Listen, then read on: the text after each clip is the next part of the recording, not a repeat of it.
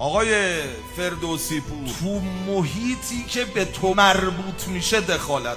نهایت تخصص تو مستطیل سبزه، بیشتر از این نیست که ارز خود میبری و زحمت ما میداری. بابا تو چی از دین میفهمی؟ تو چی از ولایت میفهمی؟ اگر دلت برای وحدت شور میزنه، چرا اون موقعی که بازیکن‌های تیم ملی سرود ملی رو نمیخوندن خفه خون گرفته بودی حرف نمیزدی؟ اخیراً هم که الحمدلله هم نوا شدی با اونوریا و با اینترنشنال و با هم پروژه بگیر شدی علیه ولایت امیرالمومنین مرتضی علی. ابراز و اظهار قدیر نه شواف نه ریا، امر پیغمبره. تبلیغ قدیر بر همه کس در همه حال در همه جا واجبه. پیغمبر فرمود فلیبلغ الحاضر الغائب والوالد الولد الی یوم القیامه.